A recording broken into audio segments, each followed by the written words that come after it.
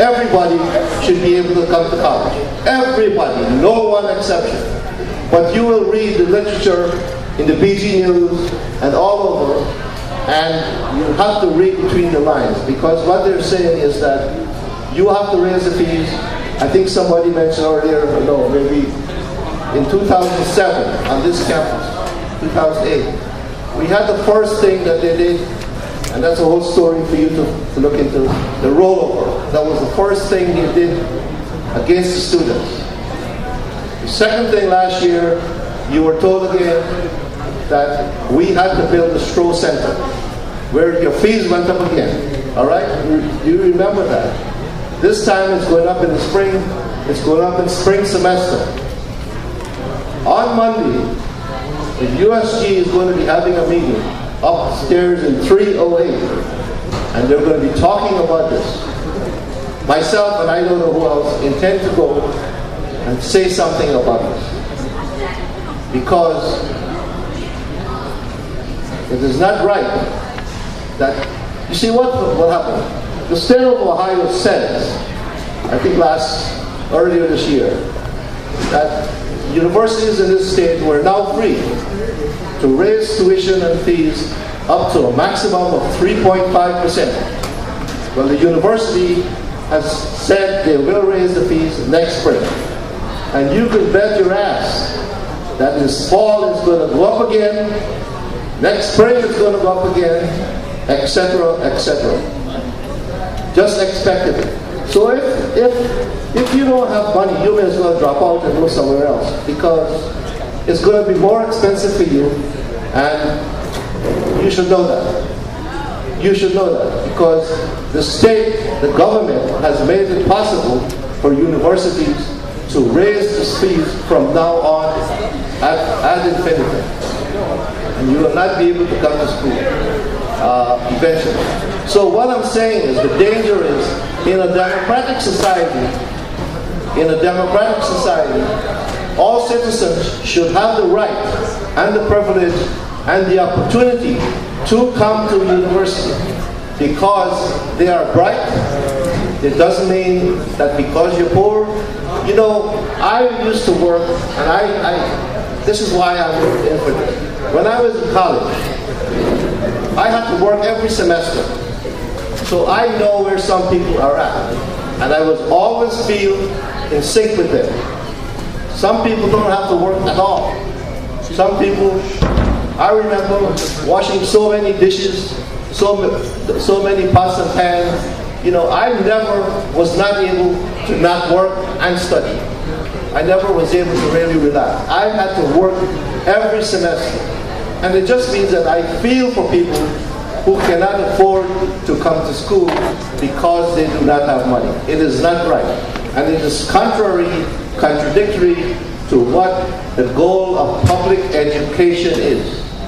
You know, the people with money don't sacrifice themselves, but make excuses, rationale, use the law, use legislation to oppress you. And you have to know that. The poor man will not get anything that he doesn't fight for. I can assure you of that. Because less and less people, percentage, are not coming to school anymore just because of that. Anyway, that's it for now. I lay it back, I don't know. I think Steve wants to come up here. All right, thank you.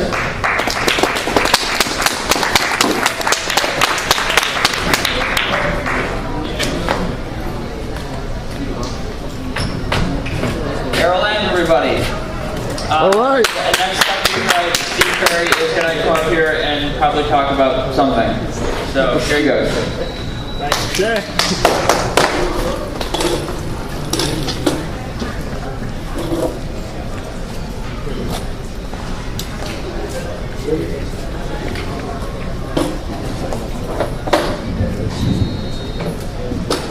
All right, this one's going to go out to two friends of mine, Andy and Andy. One of them's a guy, one of them's a girl. One of them actually just left, so sadly she won't be able to hear me speak. But I'm going to try and be brief. I don't want to waste your time, and I'll be frank, I don't want you to waste mine. And what I mean by that is, while Errol was up here saying some things that a lot of you actually need to hear, a good deal of people were turning off. not paying any attention to him. If you were paying attention, I thank you very much, and these words aren't meant for you. But if you weren't paying attention, wake up! Damn it! Please wake up. Realize that this university doesn't work for you as much as you think it does. Now granted, professors here, they teach classes for you, and they're great people. They do work for a lot of times not even necessarily the pay that you'd expect somebody doing such an important job to get. So next time you see your professor, go ahead and, if you think they're comfortable with it, ask them what their pay scale is. Then compare it to that of a doctor. Then realize how much less money they make, but realize how much their job is just as important to the functioning of our society. So be nice to them, thank your professors, but then there's the administration of the school. And you know what? A lot of them are okay people. They're just out there doing their jobs too, pushing paper, making sure the budget's good, and finding the best way to take your money, as much of it as they can without you realizing it, and then spending it in ways that you don't even have a clue because you're not paying attention. Seriously. We have a body at this school called the Undergraduate Student Government, USG. How many people are familiar with USG? Raise your hands if you could, please. You familiar with the Undergraduate Student Government? Holy crap, that's a lot of people whose hands are not going up. That worries the hell out of me. For those that actually have put your hands up, thank you. And for those of you that haven't, thank you for listening now. I can see that I actually have a good deal of your attention. I appreciate that. You have no idea how much I do. USG meets every Monday night, 7:30 p.m. at 308 here in the Student Union. These are the people that were elected to represent your voice. Even if you're a freshman and never had a say in their election, they're speaking for you, whether you like it or not. So it would be good to know what they're saying, because what a lot of them were saying last USG meeting was that, oh, I don't know, we could write a resolution to the Board of Trustees saying that we expect the quality of education to raise if tuition goes up, but they shot that down. They pushed it to next week, and it looks like that resolution is going to fail. Why? Why can't the student government actually stand up for the student body? Oh, I know why. Because a lot of them aren't in there to do that. A lot of them are in there specifically to get something on their resume, and that's really all they care about. Or be able to go around and say, hey, I'm a USG senator, look at me, ha ha ha ha, how much better I am than you. Well, we have a few in there who aren't, and they're working damn hard for you, and you don't even know it. That's pretty sad.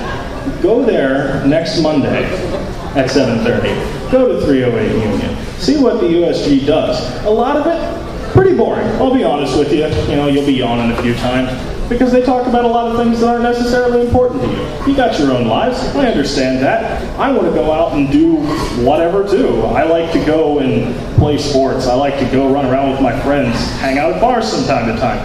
That's cool. We all live our own lives. But what happens when what they're saying and what they're doing, and more importantly, what they're not doing, affects yours? Well, let's see. You lose rollover off your meal plan. You have $22 million of you and future students' money being spent on a new basketball arena that somehow is supposed to increase enrollment. I don't know how that works. And somehow spending that $22 million of your money is supposed to get us back in the black on our budget. That's right, we just said that spending millions and millions of dollars that we do not have, mind you, we are borrowing it from the state, which then will charge us interest because we don't have it right now.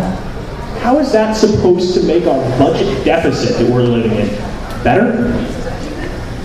It doesn't.